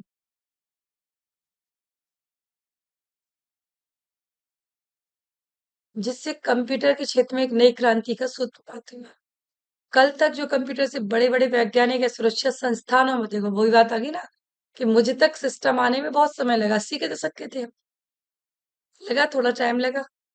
तो जो चीज कंप्यूटर सिर्फ आपके कहाँ थे, बड़े बड़े वैज्ञानिक और सुरक्षा संस्थानों में होते थे, आज वह लोगों के घरों में पहुंच गए। 8x16 चिप का अर्थ है चिप एवं प्राथमिक मेमोरी के बीच 8 बिट का डाटा पाथ का प्रयोग होता है, लेकिन चिप के अंदर प्रोसेसिंग 16 बिट पाथ का होता है। अब उसमें हम बात कर रहे हैं इसकी 8080, 8085, 8088, 8086, 8286, 8 bit, 8.16 bit, 16.16 bit, 16/32 bit, 80386 80486 Pentium and 64 bit उपयोग करके की जाती थी। 8086 एक 16x16 बिट माइक्रो प्रोसेसर था। इसमें बाहरी एवं आंतरिक पथ 16 बिट के होते थे। 1980 के बाद से लेकर आज तक करंट की बात करें, इंटेल कॉर्पोरेशन के द्वारा नित्य नए सुधारों के साथ साथ नए माइक्रो प्रोसेसर उपलब्ध कराए गए। आज 64 बिट के पेटीएम कंप्यूटर तक उपलब्ध हैं। सोचिए जहां 8 पे काम नहीं होता था, वहां 64 बिट तक के पेटीएम कंप्यूटर उपलब्ध है। माइक्रो कंप्यूटर किसी भी बड़े कंप्यूटर द्वारा किए जाने वाले कार्य में सक्षम है।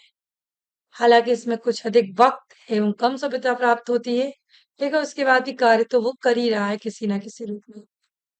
माइक्रो, अब बात करते हैं हम मिनी कंप्यूटर्स की। मिनी कंप्यूटर्स क्या कहलाते हैं, किस प्रकार से ये काम करते हैं, माइक्रो ने क्या हलचल मचाई कि हम मिनी कंप्यूटर्स पे काम करने हमारे लिए और भी आसान हो गया। देखिए समझते हैं। मिनी कंप्यूटर एक मध्यम आकार का माइक्रो कंप्यूटर से अधिक शक्तिशाली, अधिक कीमत का बहुउद्देशीय कंप्यूटर 80 के दशक के अंत तक माना जाता है। मिनी कंप्यूटर आया वो कैसा है, माइक्रो से शक्तिशाली है। मैंने कहा जनरेशन जैसे जैसे आगे बढ़ती जाती है, जनरेशन यहाँ चलिए, आपको लग रहा होगा थोड़ा सा बोरिंग क्लास हो रही है मेरी, इसको थोड़ा सा एंटरटेन के साथ चलते हैं हम। अभी मैं हमेशा कहती हूँ, मैं हमेशा एग्जाम्पल्स अपने उदाहरणों के माध्यम से अपनी बात को पूरा करती हूँ, जो जो आपके माइंड में थे मुझे समझ में। अभी कुछ दिन पहले की बात है, इंस्टाग्राम पे रील्स देख रही थी। रील्स का चलन आजकल बहुत ज्यादा हो गया, हर फैमिली को एक चस्का चढ़ा हुआ रील्स बनाने। मैं भी एक रील्स देख रही थी, तो वो रील्स जहां तक थी वो सास बहू के ऊपर से रिलेटेड थी पूरी रील्स। तो रील्स चल रही थी, बहुरानी आई शादी होके नई नई, झाड़ू लगा रही थी, तो बहुरानी जो है ना खड़े होके झाड़ू लगाने लगी। सासू माँ कहती हैं अचानक से, अरे बहू रानी, हमारे जमाने में तो बैठ के झाड़ू लगती थी, तो वैसे खड़े होके क्यों झाड़ू लगा रही हो? देखो मैं कहाँ की बात कहाँ आपको सेट करना चाह रही हूँ। आप बस ध्यान से समझिए, सुनिए इस बात को। मिनी और माइक्रो कंप्यूटर के बीच के गैप को, ड्यूरेशंस को मैं खत्म करने की कोशिश कर रही हूँ। तो हमारे जमाने में तो बैठ के झाड़ू लगती थी, तो हम बैठ के झाड़ू लग जी मम्मी जी। फिर बहू रानी इसके बाद बाजार कुछ सामान लेने जा रही थी। सासू माँ को गुस्सा आया। सासू माँ बोली, बेटा, बहू रानी, हमारे जमाने में तो सिर पे पल्ला रख के बाजार जाते थे। घर से बाहर निकलो कहीं भी तो बिना पल्ले के मत निकला कर। जी मम्मी जी। बहू रानी अब सिर पे पल्ला रख के निकलने लगी, मार्केट की तरफ जाने लगी।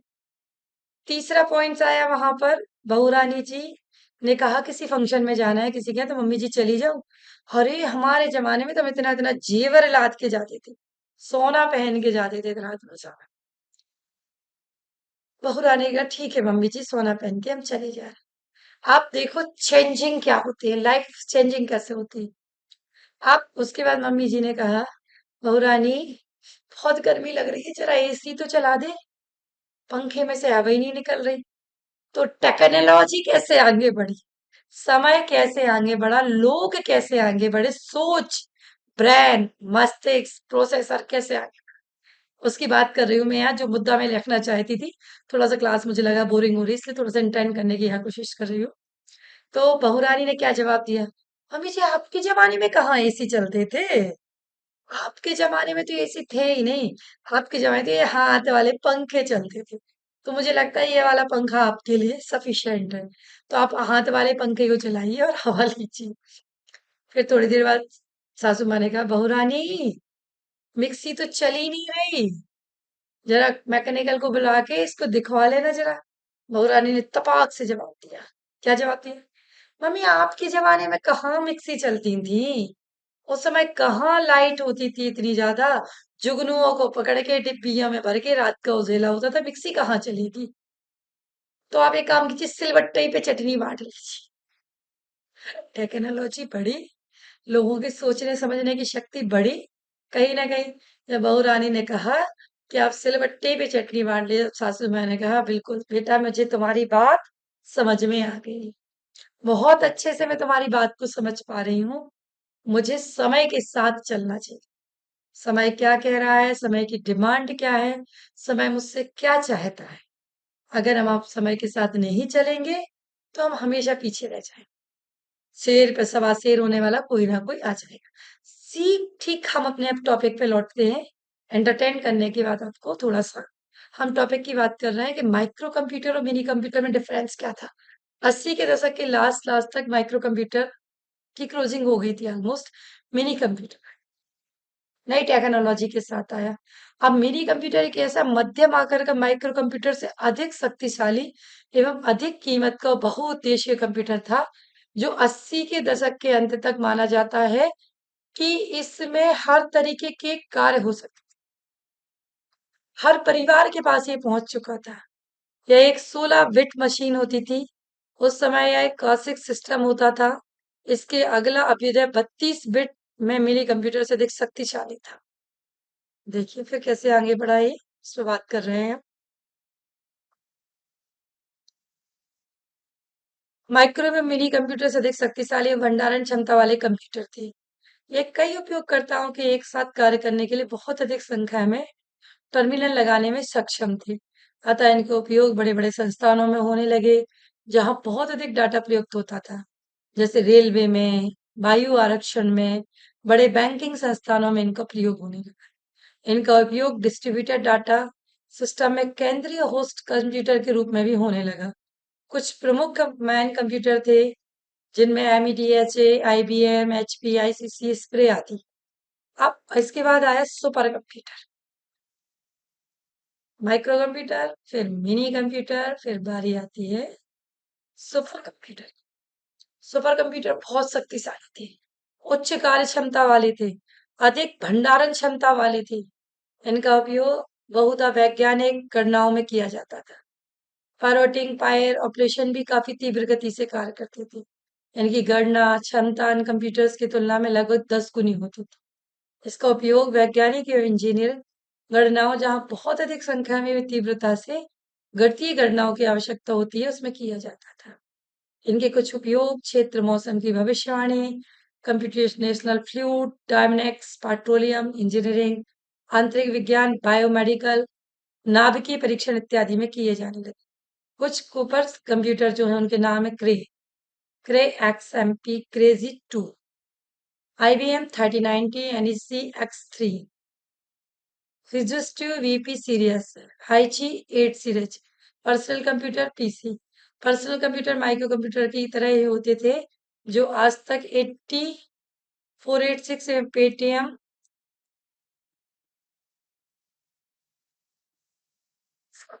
प्रोसेसर का उपयोग करते हुए बनाए जाते हैं। IBM कंपनी द्वारा बनाए गए PC IBM PC कहलाते हैं। अन्य उत्पादक इस कंपनी के मानकों का उपयोग करते हुए कंप्यूटर बनाते हैं। IBM जो पहला कंप्यूटर था, इसके मानकों का उपयोग करके अब कोई भी कंपनी अपने कंप्यूटर बनाने लगी। इसके अतिरिक्त एप्पल माइक्रोटेक्निक कंपनी के द्वारा PC बनाए गए। मोटरोला 680-30 माइक्रो प्रोसेसर पर आधारित होती थी। पीसी में MS डॉक्स, विंडोज, अब जो हमारे पास आ रही है ना, Windows, MS docs, Windows 7, Windows 10, जिन पे हम काम कर रहे हैं, ये इस जनरेशन की भाई, ये हमने अभी इसकी हिस्ट्री पढ़ी थी कि पुराने समय में जो सिस्टम होते थे वो कैसे काम करते थे। आज 32 बिट 64 बिट के पर्सनल कंप्यूटर उपलब्ध हैं, जिनका उपयोग मल्टीमीडिया कार्यों में किया जाता है। अब आ जाते हैं हम लैपटॉप। जब मैंने शुरू में भी बताया था कि सबसे नेसेसरी नीड है लैपटॉप। सिस्टम आप इतना बड़ा कंप्यूटर, CPU, माउस, ये सब नहीं ले जा सकते। लैपटॉप में क्या नए चेंजिंग है कि डेस्कटॉप होगी और नीचे एक कीबोर्ड होगा और एक माउस प्लग होगा, या अदरवाइज माउस भी उसी में को रिलेटेड रहेगा। तो आप कितनी चीजों से बच गए? माउस की आपको जरूरत नहीं है, अलग से कीबोर्ड लेने की आपको जरूरत नहीं है, वो सारी की सारी चीजें आपकी लैपटॉप या पर्सनल कंप्यूटर में आ गई। हाँ जी, साधारण एक ब्रीफ केस के आकार का, काफी हल्की, लगभग 2 किलो का, इन्हें नोटबुक कंप्यूटर कहा जाता है। लैपटॉप को हम क्या कह सकते हैं? नोटबुक कंप्यूटर भी कह सकते हैं। आजकल ये 486 पेटीएम प्रोसेसर्स के साथ उपलब्ध है। इसमें साधारण कंप्यूटर की तरह कुंजी पटल एवं हार्ड डिस्क होती है तथा देखने के लिए कलर, समतल स्क्रीन, लिक्विड क्रिस्टल डिस्प्ले का भी प्रयोग किया जाता है। काफी कम ऊर्जा में चलते हैं। इन्हें बैटरी के द्वारा चलाया जाता है। इनका उपयोग एग्जीक्यूटिव, घर, यात्रा आदि के दौरान वर्ड प्रोसेसिंग, स्प्रेडशीट, कंप्यूटिंग इत्यादि के लिए किया जाता है। ये डॉक्स विंडोज ऑपरेटिंग सिस्टम के द्वारा चलाए जाते हैं। इन्हें नेटवर्क के द्वारा भी जोड़ा जा सकता है। जैसे अब हम बात करते हैं, इन्हें नेटवर्क के माध्यम से भी जोड़ा जा सकता है। अब कंप्यूटर की हम सॉफ्टवेयर हार्डवेयर की भी बात यहाँ करेंगे कि किस प्रकार से कंप्यूटर सॉफ्टवेयर हार्डवेयर पे हम काम कर सकते हैं, कैसे काम किया जा सकता है कंप्यूटर सॉफ्टवेयर और उसके हार्डवेयर पे।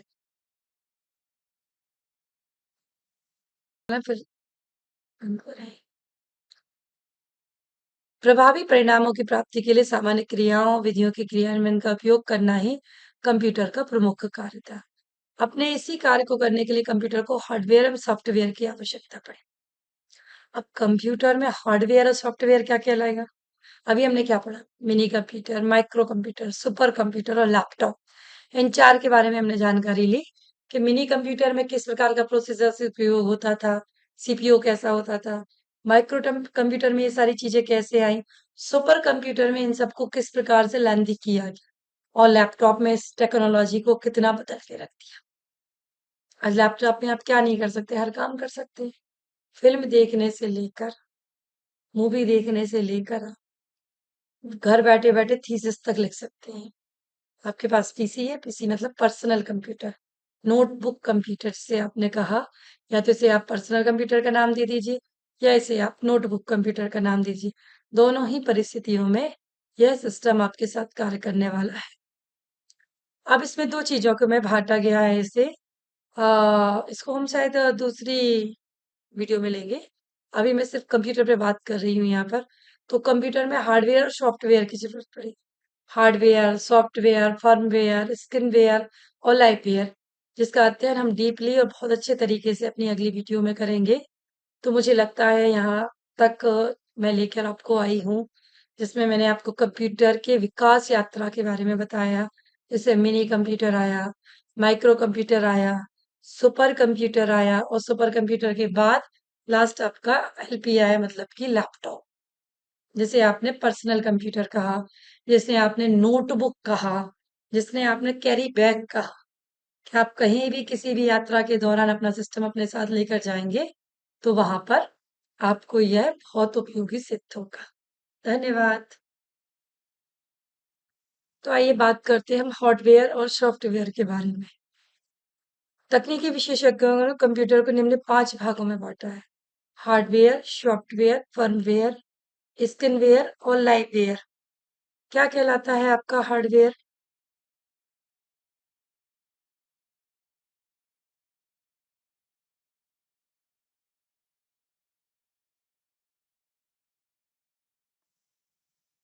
विभिन्न भौतिक अवयव या उपकरण जिनका उपयोग कंप्यूटर सिस्टम निर्माण में होता है सामयिक रूप से हार्डवेयर कहलाते हैं। हार्डवेयर कंप्यूटर सिस्टम का भौतिक भाग होता है जो हमें दिखाई देता है, तथा कंप्यूटर के विभिन्न विद्युतीय, यांत्रिकी एवं इलेक्ट्रॉनिक अवयव तथा विभिन्न पेरिफेरल अवयव जैसे आगत एवं निर्गत इकाइयां, भंडारण इकाइयां, केंद्रीय संसाधन इकाइयां, कंट्रोल इकाइयां इत्यादि हार्डवेयर कहलाते हैं। जैसे हम बात करें विभिन्न स्तर के printer, plotter, terminal, disk drive, कुंजी, माउस, पटल इत्यादि। अब हार्डवेयर में आ गया ये सारी चीजें। सॉफ्टवेयर कंप्यूटर अपने आप ना तो कुछ सोच सकता है ना कुछ कर सकता है। हार्डवेयर मतलब वो होता है जो आपको दिखाई दे रहा है। समझ रहे हैं आप मेरी बात को? हार्डवेयर कौन से होंगे अगर आपसे पूछा जाए कि कंप्यूटर सिस्टम में हार्डवेयर सिस्टम के बारे में बताइए कौन कौन से हैं, तो जो सीपीयू दिखाई दे रहा है, लैपटॉप दिखाई दे रहा है, डेस्कटॉप दिखाई दे रहा है, वेब कैमरा दिखाई दे रहा है, माउस दिखाई दे रहा है, मतलब जितने भी प्रोडक्ट इसमें यूज किए गए वो सब क्या कहलाते हैं आपके हार्डवेयर। कीबोर्ड आपको दिखाई दे रहा है, कीबोर्ड के फंक्शंस आपको दिखाई दे रहे हैं, हार्ड डिस्क आपको दिखाई दे रही है, टर्मिनल डिस्क ड्राइव आपको दिखाई दे रही है, माउस आपको दिखाई दे रहा है, कीबोर्ड पटल आपको दिखाई दे रहा है। ये सब आपके हार्डवेयर सिस्टम में आ जाते हैं। इन सब का प्रयोग हम कहाँ करते हैं? हार्डवेयर सिस्टम के रूप में इनका प्रयोग हम करते हैं। अब हम बात करते हैं सॉफ्टवेयर सिस्टम की। तो सॉफ्टवेयर कंप्यूटर अपने आप ना तो कुछ सोच सकता है ना कुछ कर सकता है। उसे काम में लेने के लिए उसे बताना पड़ता है उसे कब और कैसे क्या करना है। अतः किसी भी समस्या को हल करने के लिए उसे क्रमबद्ध तरीके से निर्देश देने होते हैं। ये निर्देश किसी कंप्यूटर की भाषा में ही दिए जाते हैं ताकि उन्हें कंप्यूटर समझ सके। इस क्रमबद्ध निर्देशों के समूह को ही प्रोग्राम कहते हैं। अब सॉफ्टवेयर क्या कहलाता है कि जो आप प्रोग्राम उसको बना के दे रहे हैं, सी प्लस प्लस, जावा, वर्ड, एक्सेल और भी कई प्रकार के प्रोग्राम्स आप बना के दे रहे हैं। तो इन प्रोग्रामों का जो समूह किसी विशेष कार्य को करने के लिए या कंप्यूटर की गतिविधियों को नियंत्रित करने के लिए बनाए जाते हैं वो सॉफ्टवेयर कहलाते हैं। अतः सॉफ्टवेयर विशिष्ट परिणाम प्राप्त करने के लिए लिखित विधियों, नियमों और प्रोग्रामों का समूह होता है जो ऑपरेशन को नियंत्रित करता है, कंप्यूटर को चलाने में नियंत्रित करता है, जिसका मूल उद्देश्य कंप्यूटर हार्डवेयर की सामर्थ्य को बढ़ाना। कंप्यूटर हार्डवेयर मतलब आपने इसे और सिंपल तरीके से समझिए। इसे एक एग्जांपल के थ्रू मैं आपको समझाती हूँ, चलिए लेते हैं। सॉफ्टवेयर और हार्डवेयर में अंतर क्या होता है? आपका बॉडी पार्ट है, ठीक है? आपके शरीर के विभिन्न अंग हैं।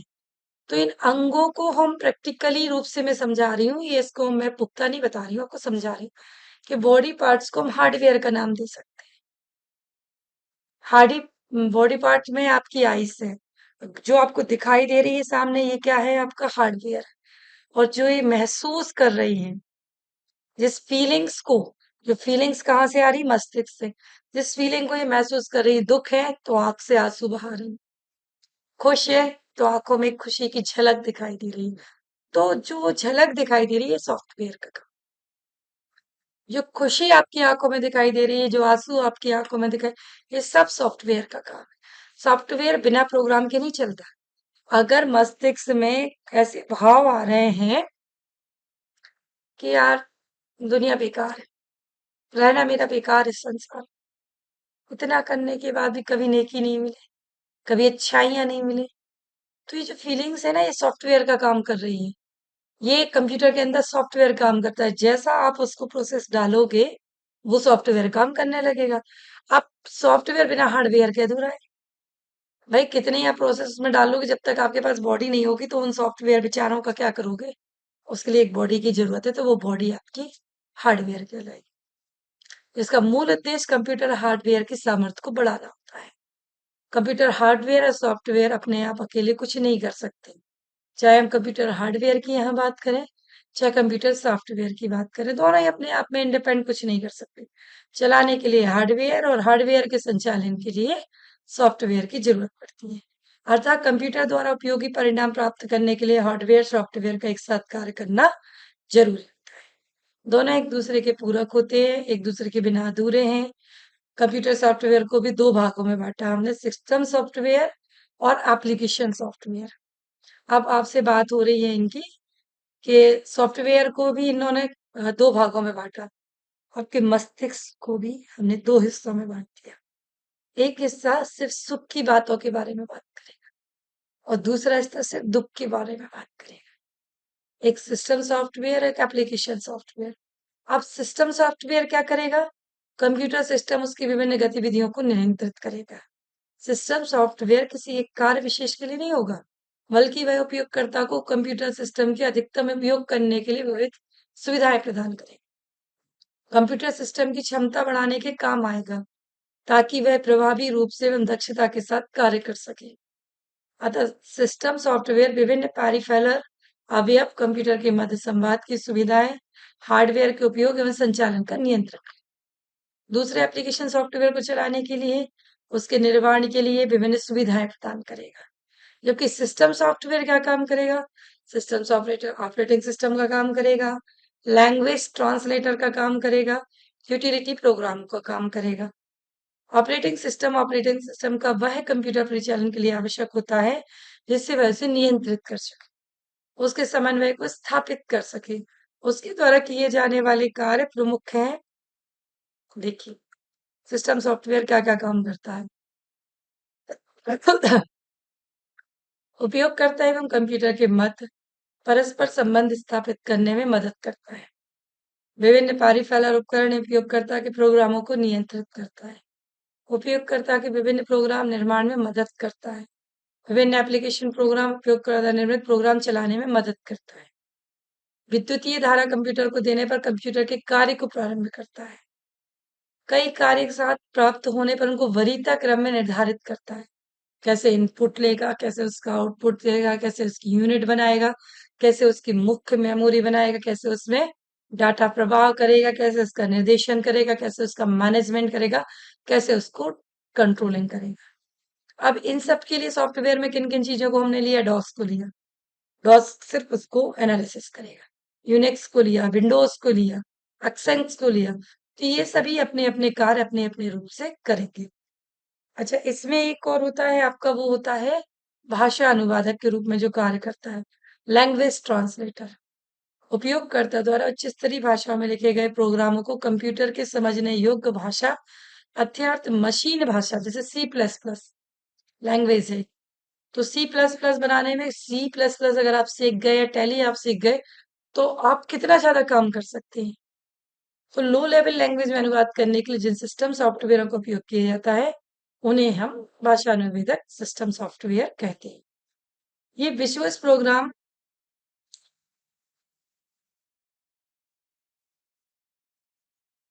उच्च स्तर की भाषाओं में लिखे प्रोफाइल पढ़ते हैं। उनकी गलतियां हो तो उन्हें इंगित करते हैं। यदि प्रोग्राम उस भाषा के व्याकरण के हिसाब से सही है, तब उन्हें तुल्य मशीन भाषा में अनुवादित करते हैं।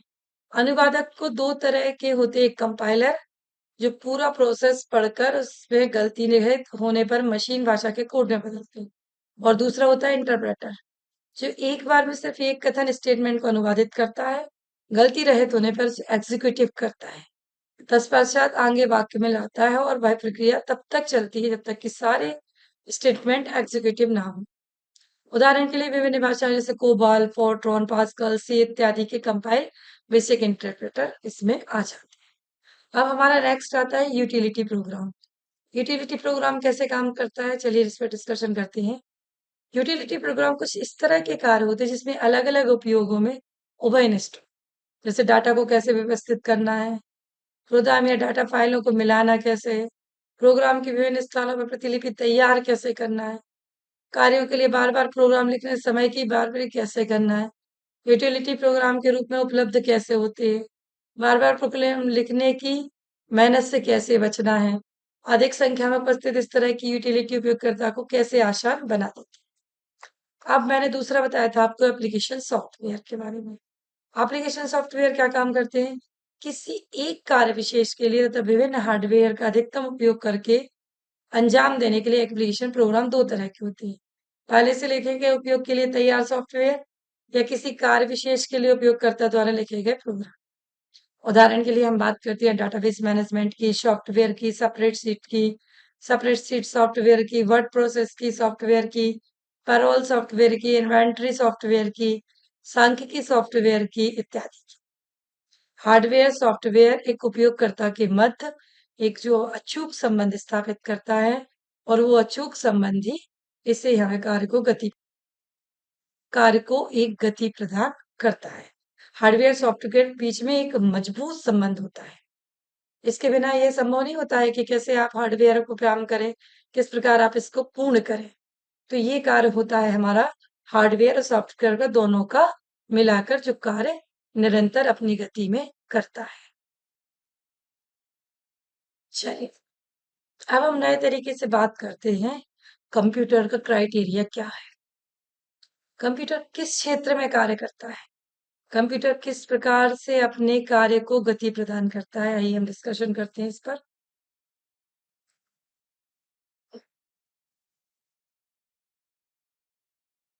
कंप्यूटर का कार्य क्षेत्र क्या है, कंप्यूटर की सामान्य उपयोगिताएं क्या है, कंप्यूटर कार्य क्षेत्र में कंप्यूटर का प्रयोग कैसे होता है। तो वर्तमान समय में कंप्यूटर का प्रयोग जीवन के लगभग सभी क्षेत्रों में हो रहा है। कंप्यूटर एक ऐसा माध्यम है। तो हम बात कर रहे हैं कंप्यूटर के क्षेत्र की।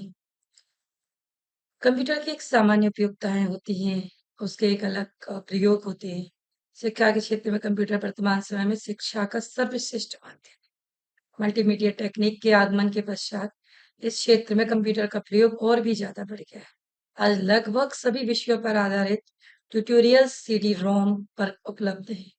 साथ ही कंप्यूटर ने टेक्स्ट के साथ रंगों, आवाजों, एनिमेशन का समावेश कर पढ़ने में रुचि बढ़ाई। एक छोटी सी सीडी रोम कई किताबों को टेक्स्ट स्टोर किया जा सकता है। छोटी सी सीडी रोम कई प्रकार की किताबों को आप स्टोर कर सकते हैं। सीडी रोम पर स्टोर किया हुआ टेक्स्ट ज्यादा समय तक सुरक्षित रहता है।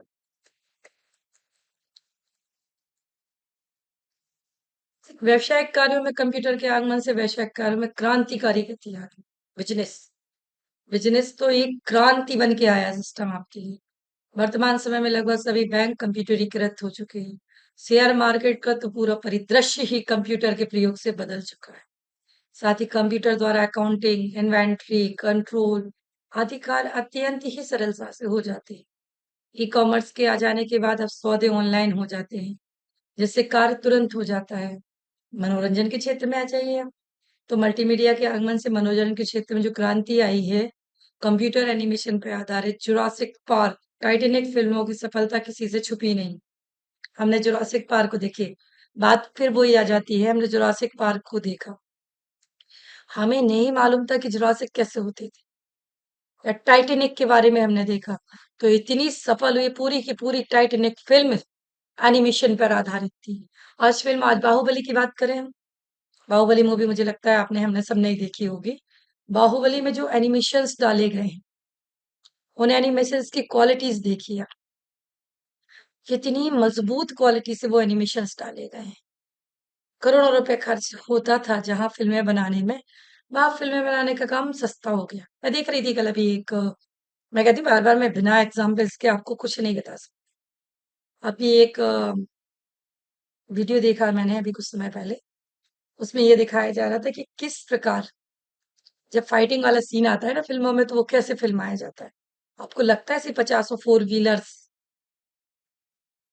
उड़ा दी जाएंगी, टुकड़े टुकड़े कर दिए जाएंगे, लाखों की रेंज रोवर्स, करोड़ों की रेंज रोवर्स जैसी बीएमडब्ल्यू जैसी गाड़ियों में ऐसे ही वो मार दिया जाता है। नहीं, उसकी डमी तैयार की जाती है, उनकी एक डमी बनाकर उन पे एनिमेशंस किया जाता है।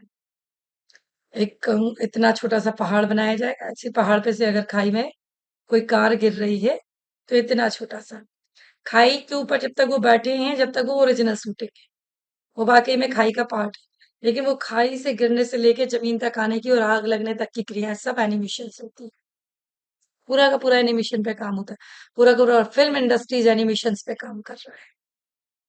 तो वो जो कार थी जो पहाड़ के ऊपर, वो पहाड़ से जब नीचे गिराई जा रही थी, तो एनिमेशंस में छोटी-छोटी डमीज़ कार बनाई गई। कैसी? रेंज रोवर भी, स्कॉर्पियो भी, बोलेरो भी, तरह-तरह की ब्लैक गाड़ी, व्हाइट गाड़ी सब बना दी गई। और एक के बाद एक वो हल्के से पहाड़ जो घर पे मिट्टी के रेत का बना है ना, उसके ऊपर चल रही हैं और उनकी वो कैसे डबिंग हो रही, वीडियो बन रही है उनकी। अब वो दिखाई आपको कैसे जाती है एनिमेशंस डाल के फिल्माई कैसे जाती हैं कि एक बड़ी सी कार रेंज रोवर या स्कॉर्पियो बड़ी सी गाड़ी उसमें पूरे हीरो हीरोइन बैठे हैं और वो गाड़ी पहाड़ से गिरती है धक धक धक धक कर नीचे। अच्छा एक और चीज आप देखी होगी आपने माइंड किया हो कभी फिल्म देखते हैं आप लोग सभी टीवी सीरियल्स देखते हैं एक साउंड परमानेंट चलता रहता है पीछे फिल्म के साथ एक साउंड चलता है अगर रात का सीन है तो झींगुर की आवाज तो वो झींगुर कोई पकड़ के लाके नहीं झींगुर को चिल्लवाया जाता कि झींगुर तुम आवाज करो तब जाके वो सब एनिमेशन होते हैं इन एनिमेशंस के माध्यम से ही ऐसा संभव हो पाता है इनके बिना ये चीजें संभव नहीं हो पाती वो झींगुर की आवाज वो दरवाजे खुलेगी कर्र, दरवाजे बंद होने की भूतों की फिल्में देखो हॉरर फिल्में देखो कभी जब हॉरर फिल्में देखते हैं तो एकदम डर जैसा अचानक लगता है यहीं से नहीं निकल के आ जाए अच्छा और देखो सीआईडी देखो तब ऐसा लगता है अपनी बीवी ऐसा लगता है कि भाई ये सबके घेरे में आ तो ये सारे एनिमेशंस के कारण ये सब कंप्यूटर के कारण जहां भी आपने उन्नति की जहां भी आपने इन चीजों के बारे में नॉलेज लिया वो सारा का सारा काम एनिमेशन के माध्यम से हुआ और ये सब कंप्यूटर के माध्यम से हुआ बिना कंप्यूटर के तो फिल्में हमने देखी है हमने रामायण देखी है 1984 में जो रामायण निकली थी हमारी जब देखने जाते थे लोग एकदम भागते थे एक दूसरे वो तीर निकलता था तो बाकायदा वो तीर मैंने शूटिंग अभी कपिल शर्मा के शो पे एक सुन रही थी मैं दीपिका जी को बोले जब हम लोग शूट करते थे ना तो एक एक शूट में हम लोगों को 3 3 दिन लग जाते थे अब वो समय नहीं है पहले एक पूरी रामायण बनने में पता चले 6 या 7 साल का समय लग गया एक एक एपिसोड शूट करने में 6 6 8 8 दिन का समय लग रहा अब अक्षय कुमार 40 दिन में फिल्म खत्म करके फ्री हो जाता है कैसे हुआ ये पॉसिबल एक तो कलाकार की मेहनत और दूसरा उसमें उसका कार्य दोनों ही इसमें महत्वपूर्ण भूमिका निभा तो कलाकार इसमें अपना जितना अच्छा रोल अदा करता है उतना ही अच्छा रोल एनिमेशंस करते हैं और एनिमेशन के माध्यम से फिल्मों को और हाई क्वालिटीज का बनाया जाता है पूरा का पूरा बाहुबली फिल्म को आप देखेंगे तो एनिमेशंस पे काम हुआ है इतनी बड़ी बड़ी मूर्तियां उठाना गिराना उनके ऊपर काम करना पूरा एनिमेशंस हुआ है अभी आपके सामने लिखा भी एग्जाम्पल जुरासिक पार्क और टाइटैनिक जैसी फिल्मों की सफलता किसी से छुपी नहीं साथ ही कंप्यूटर द्वारा साउंड एडिटिंग करने से म्यूजिक के क्षेत्र में भी नित नए प्रयोग हो रहे हैं आप म्यूजिक देखें आप साउंड एडिटिंग देखें 3D एनिमेशन का प्रयोग कर विज्ञापनों को और अधिक आकर्षक बनाया जा रहा है कार्टून फिल्मों पर पूरी तरह 2D एनिमेशन आधारित बन रही हैं 2D एनिमेशन के माध्यम से ये फिल्मों को पूर्ण किया जा रहा है उनके माध्यम से कि किस प्रकार आप एक एनिमेशन डालकर एक पूरी की पूरी फिल्म बना देते हैं एक पूरी फिल्म में अगर खर्चा आता है 50 लाख का वो कमाई होती है करोड़ों की तो वो कहाँ से निकल के आती है खर्चा 50 लाख का वो एनिमेशन के लिए आया बस सिस्टम पे बैठ के कंप्यूटर पे बैठ के एक एनिमेशन डाला गया उसके ग्राफिक्स पे लगाया गया आपकी फिल्म तैयार हो जाती है तो इस तरह अधिक आकर्षक बनाया जाता है कार्टून फिल्में तो पूरी की पूरी जितनी भी आप हम ये देखते हैं मोगली जंगल जंगल बात चली है पता चला है सब एनिमेशंस पर आधारित है पूरी 441 तरह के 3D एनिमेशन पे आधारित टॉप स्टोरी पे कई अवार्ड जीते जा चुके हैं साथ ही इनकी अलग फिल्म ट्राई स्टोरी ने भी करोड़ों डॉलर कमाए इनका लिखने का तरीका इनकी बात करने का तरीका इनके बोलने का तरीका सारा का सारा एनिमेशन पे करोड़ों रुपए करोड़ों डॉलर कमा लिए लोगों ने तो प्रकाशन काल में भी तो ये थी हमारी एनिमेशंस की बात इस प्रकार कंप्यूटर ने जैसे जैसे गति प्रदान की जैसे जैसे कंप्यूटर आगे बढ़ा वैसे वैसे निरंतर एक नया अचीवमेंट कंप्यूटर ने प्राप्त की कंप्यूटर के माध्यम से आज टेक्नोलॉजी के माध्यम से हम इतना डेवलप कर गए हैं कि वो सारी चीज़ें खत्म हो गई हैं, कि हमने किस तरह के संघर्ष देखे, किस तरीके का जीवन जिया, वो सब खत्म है। अब फटाफट आप सिस्टम पे बैठिए, 10 मिनट में अपना काम फ्री कर लीजिए। तो ये हो गया है अब वर्तमान समय में एनिमेशंस का काम, एनिमेशंस का प्रोग्राम, एनिमेशंस की कार्य। धन्यवाद। आगे अगली नेक्स्ट वीडियो में हम बात करते हैं कंप्यूटर के और अन्य प्रयोगों का।